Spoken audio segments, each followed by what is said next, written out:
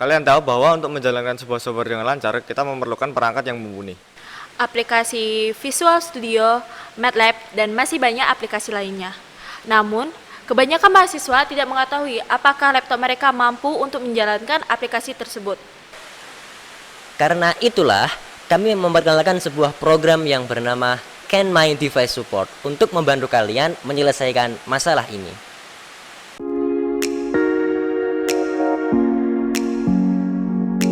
Laptop lemot jangan dipukul, nanti malah jadi mati. Karena penonton sudah berkumpul, mari kita mulai video ini. Assalamualaikum warahmatullahi wabarakatuh. Perkenalkan, nama saya Muhammad Irfan Ardiansyah dengan NIM 53024222016. Perkenalkan, nama saya Nur Salsabila dengan NIM 53024222012. Dan saya Galih Adiatma dengan NIM 53024222053. Mungkin di antara teman-teman ada yang pernah tahu dengan beberapa website berikut ini, atau mungkin pernah mencobanya. Pertama ada System Requirement Lab. Situs ini sangat populer bila kalian ingin mengecek suatu minimum System Requirement game yang ada di PC. Selain System Requirement Lab, masih ada situs populer lainnya seperti Game Debate dan juga PC Games Benchmark. Nah, tentunya dengan beberapa situs yang tadi pasti memiliki database game yang begitu banyak dan bisa membantu kalian menganalisa kemampuan PC kalian. Namun, dari situs-situs tadi tidak bisa menemukan data software yang dipakai untuk software yang mau kalian pakai untuk kuliah. Oleh karena itu, kami mencoba membuat sebuah program dengan konsep yang serupa untuk membantu teman-teman mahasiswa dalam mengecek kemampuan dari device-nya untuk menjalankan software-software yang dipakai di dalam perkuliahan, terutama di jurusan informatika dan juga jurusan teknik elektro. Can My Device Support Minimum and Recommended PC System Check for Informatic and Electro Student. Tentunya, dengan program yang telah kami buat, dapat memudahkan teman-teman tanpa ribet mencari informasi minimum sistem requirement software tersebut di internet. Dan bagi teman-teman yang awam, program ini juga memudahkan kalian untuk menganalisa kemampuan dari device teman-teman. Nah, seperti yang bisa teman-teman lihat pada gambar flowchart berikut. Alur dari program yang kami buat sebenarnya cukup singkat.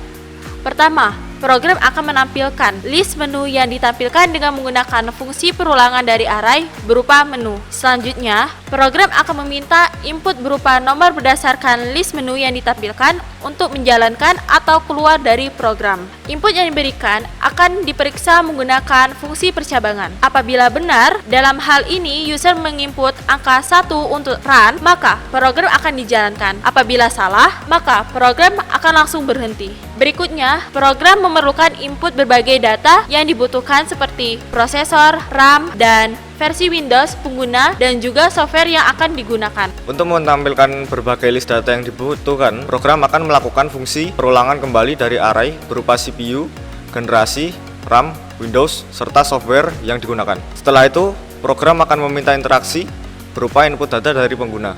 Hal yang sama pula, ketika program mendapatkan input dari pengguna, maka akan diperiksa menggunakan fungsi percabangan. Apabila input data yang diberikan tidak sesuai dengan jumlah list, maka program akan terus meminta input data yang diberikan dari pengguna.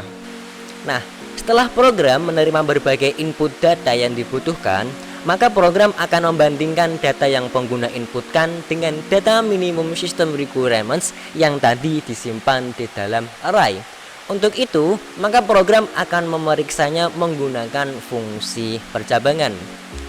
Di sini, apabila spesifikasi yang diinputkan pengguna berupa prosesor, generasi, RAM, versi Windows itu sama atau lebih tinggi dari minimum system requirements, maka program akan menampilkan hasil berupa good atau excellent. Apabila lebih rendah, maka akan menampilkan hasil bad. Kemudian mengenai skrip pemrograman yang kami pakai, sebenarnya masih cukup sederhana yang ditulis menggunakan bahasa C++. Nah, di mana kami menggunakan berbagai konsep mulai dari function, kemudian operator, dan juga perulangan yang berupa for, kemudian while, serta do while. Lalu juga sedikit menggunakan sedikit variasi, di mana kita menggunakan konsep break dan juga continue di dalam perulangan. Kemudian juga menggunakan konsep dari pencabangan berupa if else dan juga if then.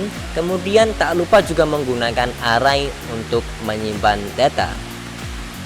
Bisa Anda lihat untuk tipe data yang kami pakai di sini berupa integer dan ada juga yang berupa string, di mana kami juga menggunakan tipe data tersebut juga dalam berbentuk array untuk membuat seolah-olah seperti membuat database. Nah, kok bisa? Jadi, kita tahu bahwa array memiliki indeks. Misalkan pada array n yang berisi indeks 0, indeks 1, indeks 2, dan juga indeks 3 serta indeks-indeks lain berurutan sampai i. Sehingga dalam array yang kita bisa beri nama seperti list CPU yang kita isikan dengan Pentium, Core i3, Core i5 dan juga Core i7, dan juga list nama array yang lainnya yang bisa kalian lihat di skrip pemrograman kami, itu akan memiliki urutan indeks yang dapat diakses dan juga diproses dengan menyebutkan urutan indeks yang diinginkan. Karena setiap array tadi memiliki indeks yang berurutan mulai dari indeks 0 sampai indeks berapapun, maka kita bisa modelkan seperti pada tabel berikut ini.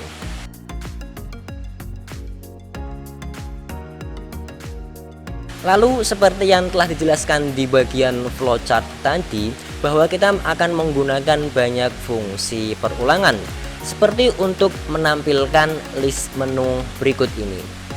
Nah, dalam kode pengurangan for ini dimulai dengan inisialisasi array menggunakan nilai awal 0 alias array indeks ke 0, lalu akan berhenti sampai kondisi indeks yang terakhir.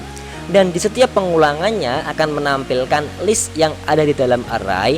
Dalam contoh ini adalah list menu sampai indeks array habis. Nah, namun di sini apabila indeksnya sudah sampai di indeks kedua atau back, maka loop akan berhenti sehingga hanya menampilkan opsi run dan juga excite. Hal yang hampir serupa juga terjadi pada kode untuk menampilkan CPU, generasi, RAM, Windows, dan software dengan menggunakan konsep looping pada array. Selanjutnya, misal pada list CPU, setelah meminta input pengguna, maka akan disimpan dalam tipe data integer atau angka yang diberi nama CPU. Apabila nilai CPU lebih besar dari list yang ada, maka akan terus meminta untuk memasukkan data yang sesuai dengan menggunakan konsep perulangan while. Kemudian, dari input CPU yang berupa angka 1, 2, 3 tadi, kita butuh untuk merubahnya menjadi karakter seperti Pentium, Core i3, ataupun Core i5 agar nanti kita bisa menampilkan di bagian result. Sehingga kita butuh tipe data berupa string yang kita beri nama dengan nama CPU. Isi data dari nama CPU ini diambil dari array list CPU tadi yang dipilih menggunakan urutan indeksnya sesuai urutan yang dipilih pengguna pada input CPU tadi. Nah, karena list yang ditampilkan mulai dengan angka 1, sedangkan indeks dimulai dengan angka 0, maka kita perlu mengurangi 1 pada input CPU sehingga bisa menampilkan nama prosesor sesuai dengan yang diinginkan. Nah, setelah semua data dikumpulkan baik berupa integer maupun berupa string, misalkan apabila nilai dari integer CPU tadi lebih besar atau sama dengan data minimum prosesor software yang kami masukkan data array bertipe integer yang kami beri nama proses CPU, maka akan menyimpan kata good, dan di sini kita butuh tipe data kosong lagi berupa string yang kami beri nama hasil CPU untuk menyimpannya. Kemudian di bagian result akan ditampilkan seluruh data pengguna yang berisi mulai dari software yang dipilih, spesifikasi pengguna, sampai hasil analisa dan juga kesimpulan. Nah, untuk menganalisa kesimpulan, kami menggunakan fungsi percambangan lagi. Apabila nilai dari CPU, RAM, dan Windows bernilai lebih besar dari minimum requirement yang disimpan di dalam array berupa integer yang diberi nama proses CPU, RAM, dan Windows, maka akan memanggil function berupa ucapan excellent. Jika sama, akan memanggilkan function berisi ucapan good. Dan bila salah, satu saja lebih kecil daripada minimum requirement, maka akan memanggil function berupa ucapan bad. Nah, sekarang kita akan mencoba mensimulasikan atau menjalankan program ini. pertama kita akan pilih run. Lalu kita misalkan mau memilih CPU Intel Core i5. Kemudian untuk generasi kita Intel Gen 6 atau lebih tinggi. Kemudian untuk RAM-nya kita pakai 8 GB atau lebih tinggi. Kemudian untuk Windows kita pakai Windows 10. Misalkan kita mau menjalankan software Android Studio.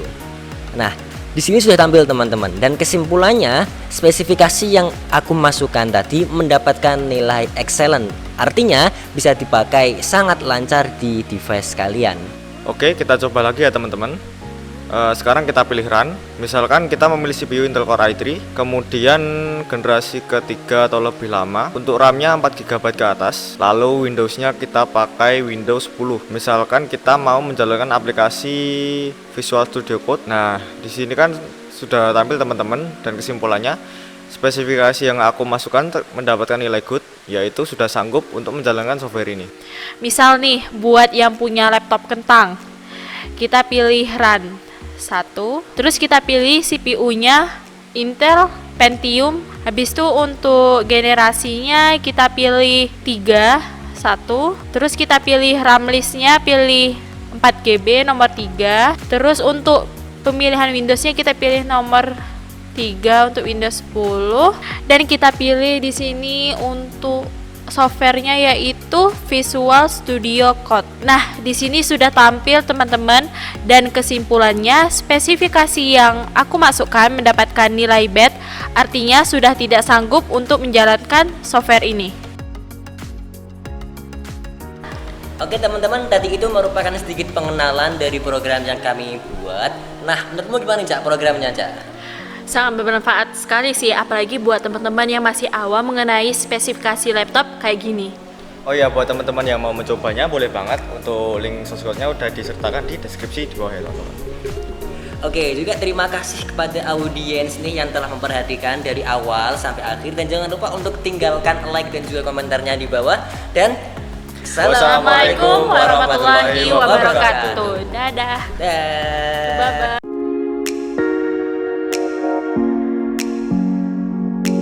Nah, demikian tadi teman-teman mengenai sedikit pengenalan program yang kami buat. Menurut kamu gimana nih Cak programnya Cak? Sangat bagus. Kayak mana sih? Sangat membantu ya.